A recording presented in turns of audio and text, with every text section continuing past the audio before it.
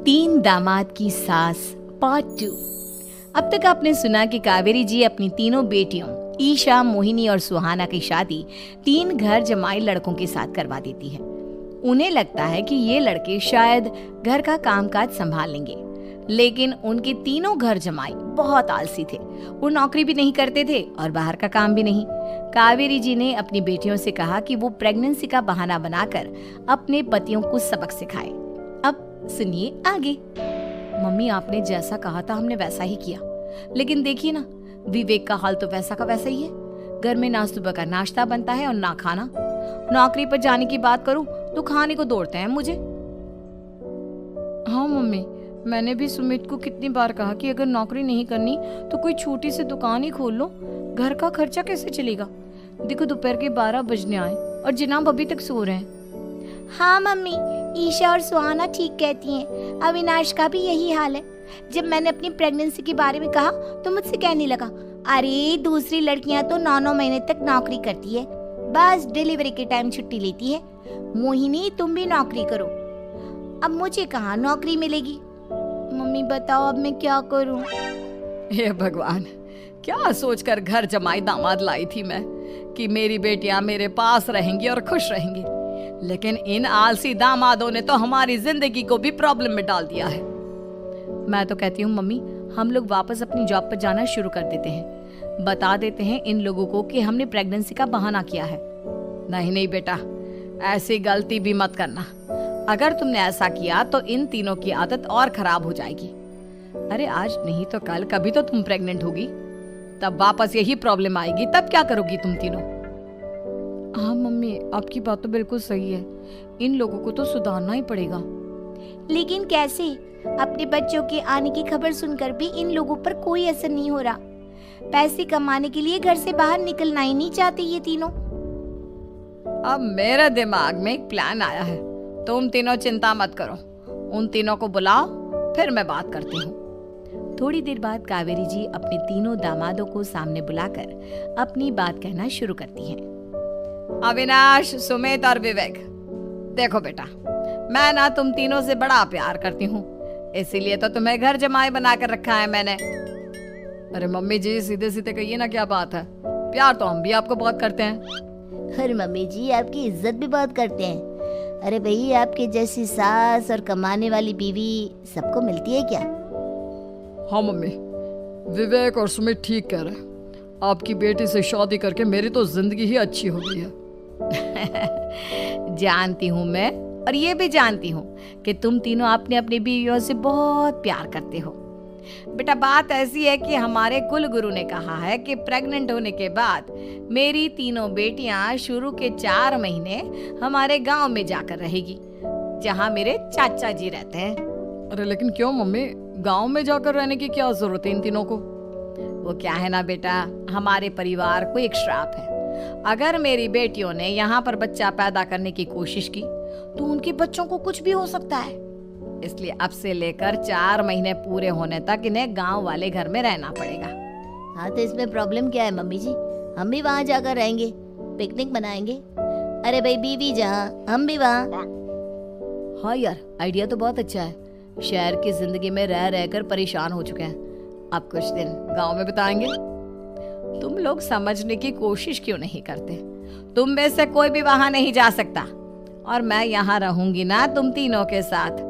4 महीने की तो बात है, उसके बाद ये तीनों ही लौट कर आ जाएंगी।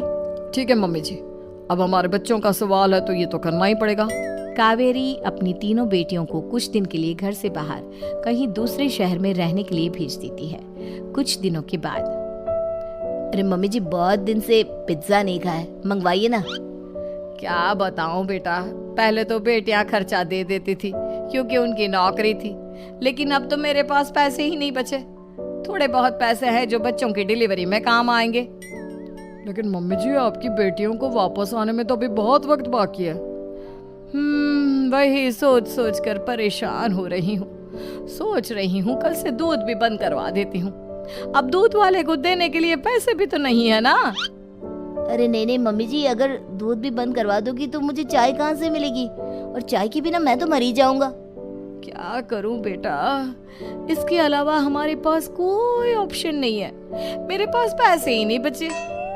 इस तरह कावेरी जी धीरे धीरे अपने तीनों दामादों को पैसे देना बंद कर देती हैं और घर में खाने पीने की चीजें लाना भी बंद कर देती है।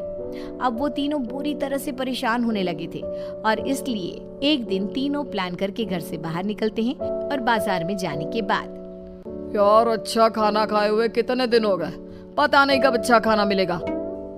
हमारी बीवियों के जाने के बाद तो हमारी हालत भिखारियों जैसी हो गई है यार। कुछ भी हो, मुझे तो आज पिज्जा खाना ही खाना है। जेब में 1 रुपया नहीं है और पिज्जा खाएगा, कहाँ से आएंगे पैसे? अरे देख वहाँ सामने बोर्ड पर क्या लिखा हुआ है, कंप्यूटर पर काम करने के लिए एक आदमी की आवश्यकता है।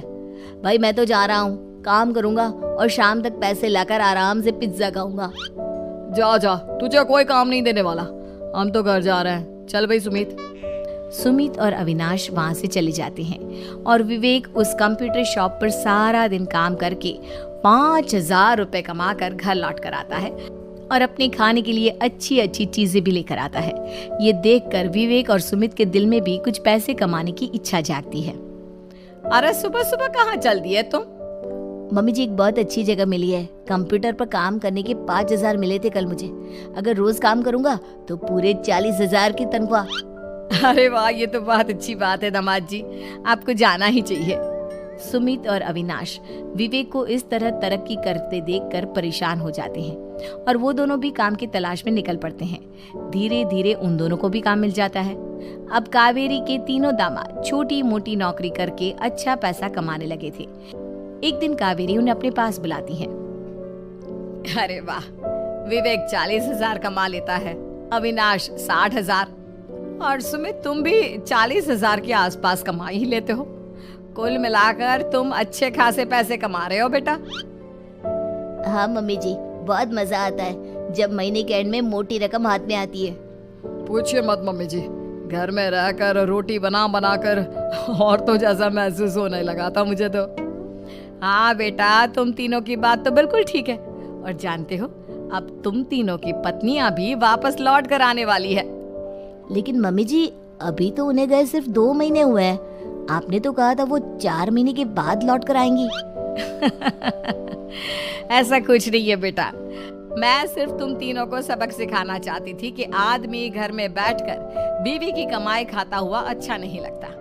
इस दुनिया में हर इंसान को मेहनत करनी चाहिए, काम करना चाहिए, चाहे वो औरत हो या आदमी, ताकि अपने परिवार को संभाल सके। कावेरी की बात सुनकर उन तीनों को अपनी गलती का एहसास होता है और कावेरी उन्हें सच बता देती है कि ईशा, सुहाना और मोहिनी शहर में ही कहीं दूसरी जगह रह रहे थे। शाम के वक्त उन तीनों की पत्नियां लौट कर आ जाती है और कावेरी जी का परिवार एक खुशहाल परिवार की तरह रहने लगता है।